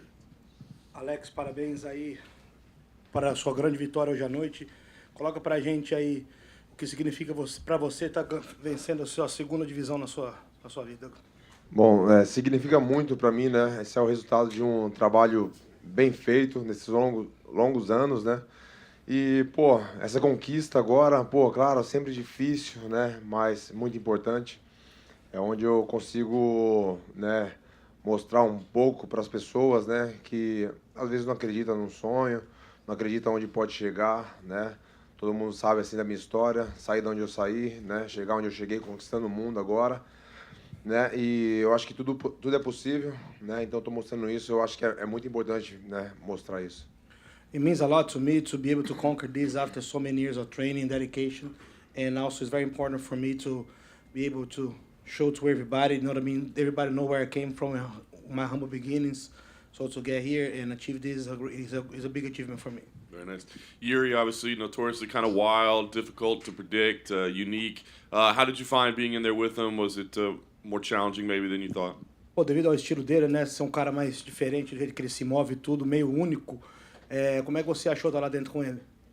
Bom, eu sempre pensei isso, né, que era a luta perfeita para mim, claro, sabendo que, pô, ia ser difícil, ia ser uma guerra ali, mas o estilo dele ali, pô, favorecia, né, pro meu estilo. Então, não fiquei assim surpreso, né? Eu fiquei um pouco surpreso porque eu achei que ele iria atacar um pouco mais e seria mais agressivo, mas eu tava ali achando a distância, né? E, pô, consegui achar a distância e conectei os golpes bons nele. Well, I was not that surprised. You know what I mean? I knew this was going to be a good fight for me. Maybe a little surprised to find the distance a little bit at first, but then I found myself in the fight. I knew I was going to make a mistake. Yuri himself said there's no controversy, but the stoppage was a little weird. I guess, what did you see during the stoppage, and do you feel confident that it was stopped at the right time? O Giri mesmo fala que foi certo, ele não tá contestando do jeito que pararam, mas parece que foi talvez meio cedo. O que você tem a dizer sobre a luta, sobre o jeito que o juiz parou? Bom, eu posso falar, né, que, pô, eu tava ali, pô, conectando os golpes e sentindo a pressão ali, né, quando eu conectei aqueles dois golpes ali em pé, e ele veio para as pernas ali para tentar agarrar, né, porque ele tava sentindo já. Pô, eu comecei a lhe bater, depois das cotoveladas nele, eu vi ele, o corpo dele, pô, amolecendo ali em cima das minhas pernas e, pô, deu no que deu no que vocês viram e, pô, claro, tem as pessoas que gostam dele, estavam torcendo por ele, com certeza vão falar algo, mas, pô, ele já é o cara que tava sentindo as porradas e ele, pô, falou que foi correto.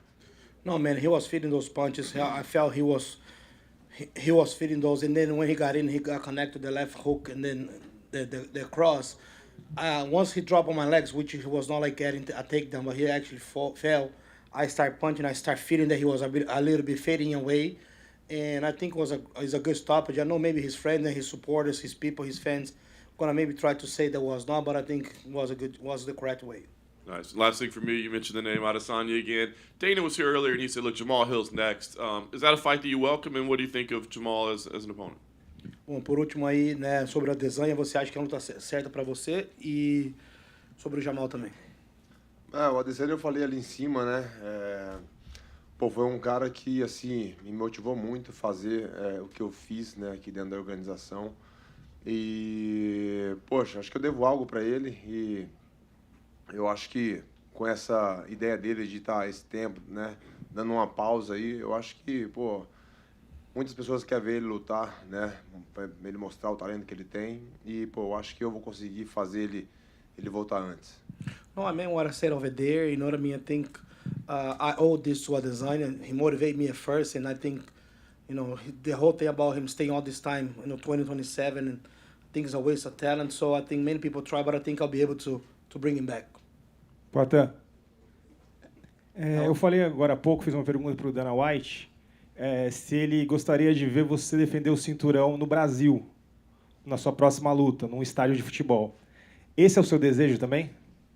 Cara, he just asked Dana White if he will be open to make a title defense for Alex in Brazil, and we asked him if this was his wish too.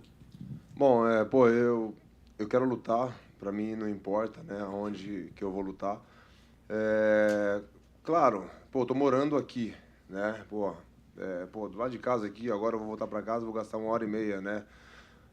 Então, pô, isso para mim é muito bom, porque viajar é um pouco complicado. Claro que a gente quer dar um show para os fãs ali, pô, no Brasil, né, querendo ver uma luta ali ao vivo, né, e, pô, isso seria muito bom, mas é aquilo, cara, fica à disposição da organização, onde eles acharem que tem que me colocar, eu vou lutar. Well, it really don't matter to me, even though it's much more convenient to fight here, because it's about an hour and a half from my house, so you know what I mean, it's much easier than have to move the whole team somewhere, but that's up to the organization.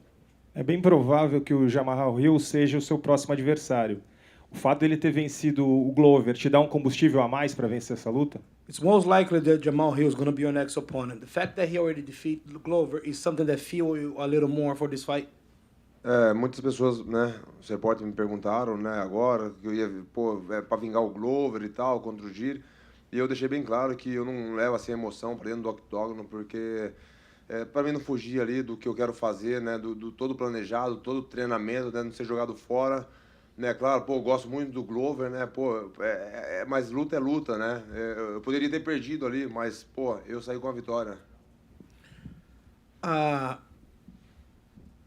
Like I spoke to other reporters, they asked too, I don't know if he'll be able to be ready on time or not, and has, you know, when it comes down to revenge, the same as on this fight, you know what I mean? Everything can happen over there, I came with the loss, but nothing personal. E a minha última agora. Você foi o lutador a conquistar 2 cinturões com menos lutas no UFC. Você agora tem assim, várias defesas que deve fazer e tal, se continuar vencendo nessa categoria. Você pensa em algum dia, por acaso, lutar nos pesos pesados para tentar ser o único da história do UFC com 3 cinturões? You're the first fighter to win on 2 different weight classes in such a small amount of fights.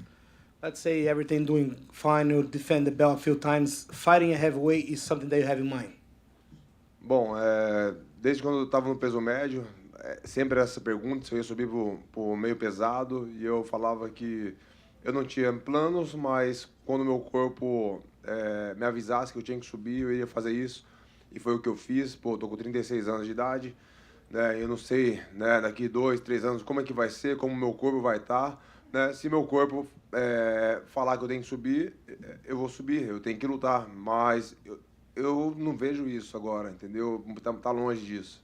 Since I was fighting at middleweight, people already been asking me if I will fight at heavyweight, and I keep saying the same thing, that I'll have to listen to my body. I'm 36 years old now, I don't know how far can I still fight, so right now my focus is just this. Alex, I wanted to ask you, when you made the decision to go to MMA from kickboxing, what factored into that, and did you have to humble yourself? You know, you're kind of starting over again in a new sport. Quando você começou a sua transição para o MMA, apesar de ser um cara muito experiente já no kickboxing, você teve que ficar humilde e começar bem quase do zero para começar no MMA? Bom, no MMA eu comecei em 2015, né? Mas não estava focado ali porque eu tinha planos no kickboxing, mas eu já tinha começado a fazer algo, né? E quando eu cheguei na academia do Glover, eu adiantei muito, né? Esses treinos, me dediquei bastante. E, migrei, né, definitivamente para o MMA, então isso me deu mais condições para me estar treinando e evoluindo cada dia. Well, I've been training MMA since 2015, but due to my kickboxing career, I had to focus more on that, put my whole focus on kickboxing. After I started helping Glover for his camps and start training at Glover's gym, I made a shift and, merged into MMA. When you decided to switch over, did you believe that you could be this successful this quickly? I know you had confidence in yourself, but in terms of believing that you could be a champion as fast as you became, and almost a legend, you have beaten 4 UFC champions already in your career. Did you think it could come this fast when you first tried MMA? Quando você começou no MMA, você imaginaria que um dia chegaria aqui como campeão duplo, né, campeão de 2 categorias e todo esse sucesso que você já teve? Não imaginava, né? Falei também, quando eu comecei a treinar, né? Conheci a arte marcial, treinando ali já quase 5 anos ali treinando, e eu não sabia nem se eu ia conseguir viver do esporte, viver da luta, né? E claro, mas tinha pessoas que acreditavam e me incentivou, e hoje eu tô aqui, né? Agora, né? Campeão aí de 2 categorias, né? E é isso.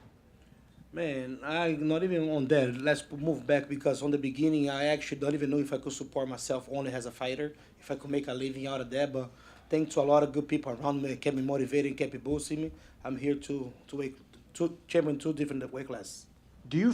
My last question for you, Alex. Do you feel like Anderson Silva set a standard for fighters in Brazil with all the title defenses he made? But do you feel like the path you're on, you have a chance to be the greatest fighter ever from Brazil, given you've already won 2 titles, and who knows what else you might be able to do in this sport? Bom, o Anderson Silva meio que colocou padrão, né, de melhor lutador da história do Brasil, com todas as defesas de título que ele teve e tudo mais. Né, você acha que você consegue, com tudo que você está fazendo e conquistando, sendo campeão em 2 categorias diferentes, ser o melhor lutador que já veio do Brasil? Bom, eu não estou nem focado nisso, né? Eu quero lutar, eu vou estar continuando, fazendo o meu trabalho, né? Foi um trabalho bem feito, e eu não consigo decidir esse tipo de coisa, mas eu vou estar fazendo o meu trabalho e as pessoas que são responsáveis por isso vão decidir, vão ver qual que é a colocação. Well, I'm not really focusing on that. I'm focusing on just keep doing my job and fighting, you know what I mean? So it's not up to me, it's up to the people who make those records, who make that stuff to decide. Alex, in front right here. A year ago, you said that the beating Israel Adesanya and claiming the middleweight title meant a little bit more than your Glory Championship. So I'm curious, where does this title win rank amongst all your other ones? Um ano atrás, quando você foi campeão em cima do Adesanya, você falou que significava bem mais do que os títulos do Glory que você tinha. E agora, esse que você ganhou, onde que você coloca ele nas suas conquistas? Bom, eu sempre falei, né? Sempre a minha próxima luta é a mais importante. Essa aqui, né? Foi a mais importante. Falei isso um dia, 2 dias atrás. Agora, quando eu parar de lutar, quando eu me aposentar, aí eu vou parar, né? Vou focar nisso e vou falar assim, pô, qual foi a última luta? Qual foi a luta mais difícil ou a mais importante? Então, aí eu vou parar para pensar. Mas a minha luta mais importante vai ser a próxima. Well, right now my biggest achievement is always my next fight.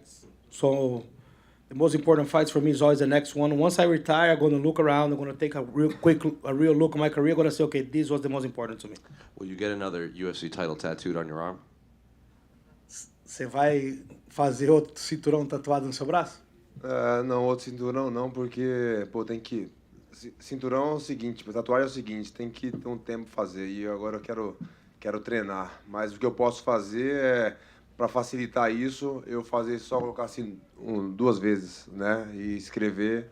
Mas outro cinturão não, dá muito trabalho. Esse aqui ainda nem terminei, falta mais uma sessão. Eu vou terminar essa sessão para ficar bonito, mas outro cinturão não.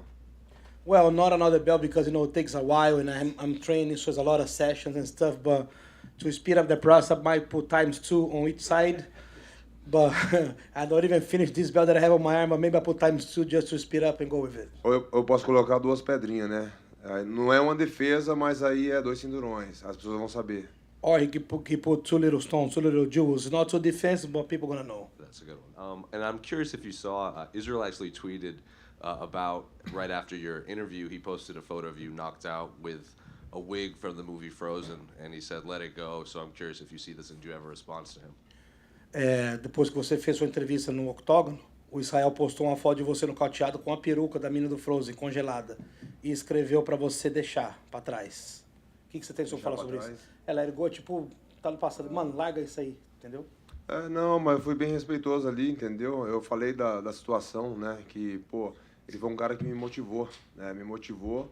E é isso que eu falo, cara. É um talento, todo mundo sabe. Um cara que, pô, fez história também.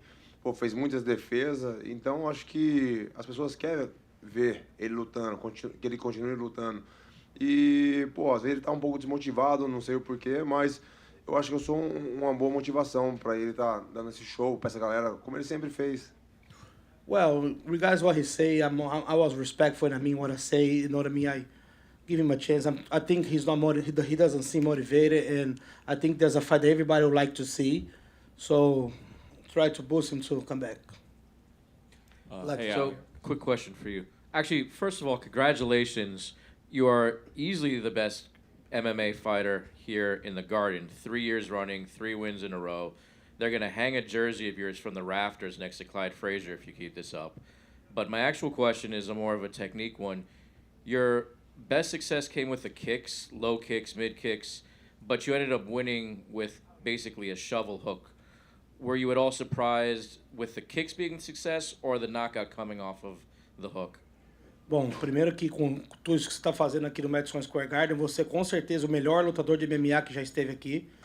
E daqui a pouco eles vão ter que colocar a sua camisa aqui já. E ele é um cara que preza muito a técnica. Ele viu que o caminho da vitória foram os chutes, mas o que impressionou mais foi aquele cruzado curto que você jogou. Te impressionou aquele cruzado? Bom, para quem acompanha, né, minhas lutas, né, já meu trabalho, sempre assim, né, sempre nocauteio, assim, quando golpes fortes, cruzado.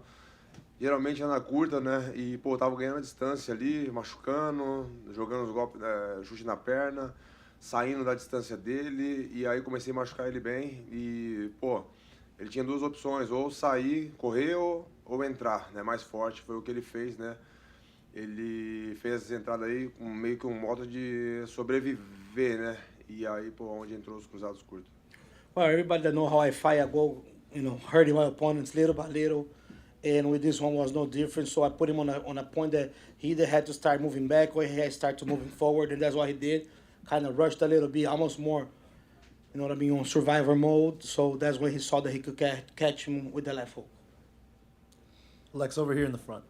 So you've obviously accomplished a lot in this building. You won your debut in the UFC here. Next year you win your first title. Next year, this night, you win your second title. What does this arena mean to you? In your career? Do you have affection for it, or is it just another place? Pô, tudo que você fez aqui no Madison Square Garden, ganhou tudo aqui. O que essa arena significa para você? Tem algo especial ou é só mais um lugar? Ah, minha casa agora, né? Eu tenho que ver quem que eu pego essa chave. Well, it's my house here now. Just gotta see who do I get the key. And when will you be back at your house? Do you hope it'll be next year? I know you don't have control over that, but is that something you'd like to do next November, come back here again? Bom, já que aqui é sua casa, no próximo novembro você gostaria de lutar aqui de novo? Bom, agora já me perguntaram, né? Pô, lutar no Brasil e tal. Pô, aqui é 1h30 dirigindo, né? Até minha casa, onde eu tô morando, que é em Denver, Connecticut. Então, pô, aqui seria o melhor lugar para mim, né? Para mim lutar. Mas, claro, pô, lutar pro povo brasileiro, né? Onde tem uma popularidade assim de fãs, isso é fantástico, cara. Poder fazer isso, levar isso para essa galera. Mas, pô, aqui acho que é o melhor lugar para mim. Tô do lado de casa. Well, like people just ask about me fighting in Brazil, right? I would love to fight over there, bring, you know what I mean, all this love to the fans, but realistically, this is only an hour and a half drive from me. You know what I mean? So if I could fight here, always is good. Hey, Alex, in the back. I just wanted to ask, as somebody who also calls Danbury, Connecticut home, I just wanted to ask what it's been like to have the support of that community. Sendo ele também uma pessoa que chama Denver de casa, o que significa para você estar representando aquela comunidade? Ah, representa muito, né? Significa muito, né? Porque é onde eu cheguei ali, né? Onde eu conheci o Glover e, pô, tem muitos brasileiros ali. E, pô, sempre as pessoas me trataram bem, né? Os treinos para mim ali era fundamental, né? Pô, quando eu cheguei ali, primeiro treino, e o Glover começou a me corrigir ali, né? E assim, treinando com outras pessoas, assim, amador, né? Pessoas lutando amador, com peso menor do que o meu e, pô, me dando um trabalho assim, e às vezes me dando uma pressão. E eu falava assim, pô, esse lugar que eu tenho que ficar, né? É onde que eu vou ter um futuro, né? Se eu quero chegar aonde eu pensava naquele momento, né? Que era entrar no UFC, né? E me tornar campeão. Então, pô, ali tem ótimas lembranças, né? E é onde eu, pô, tive todo o suporte, né? Pra conquistar tudo isso. Well, since day one when I came to Danbury, Glover was very receptive to me. Not only him, but everybody around there was very warm with me and start training over there, and find myself training sometimes, you know what I mean? Glover is a different guy. He put me to train sometimes with amateur guys, and I see how hard it is with his amateurs over there, so I realized that that's a place that can bring something different for me. It's a place that I should have stayed there, so I really like to be in there.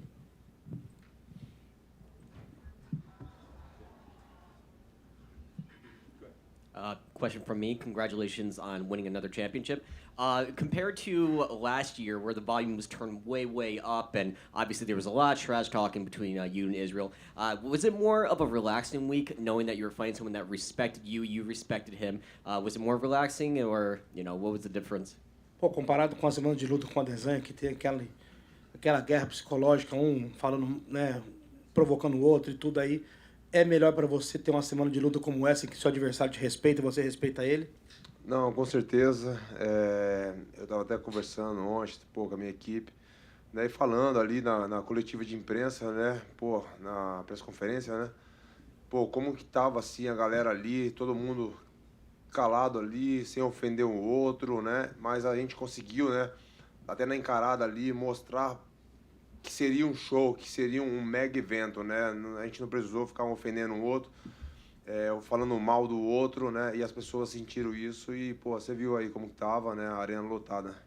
No, since yesterday I was talking to my team, you know what I mean, how on the press conference, everybody was more composed, more quiet, but we say that like that's not going to matter because I know that this fight's going to sell good, and so today, you know what I mean, they're the full arena in a great fight.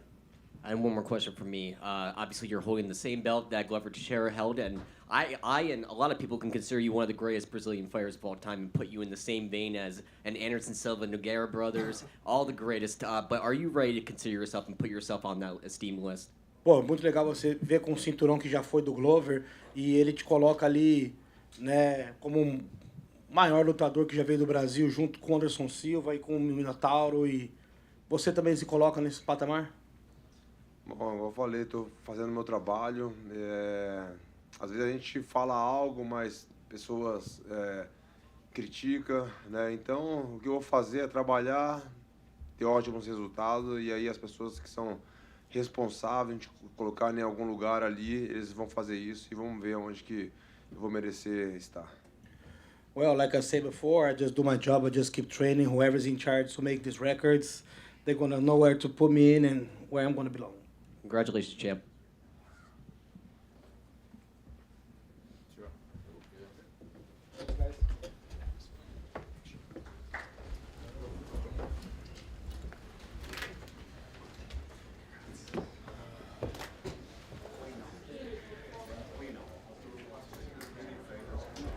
Foi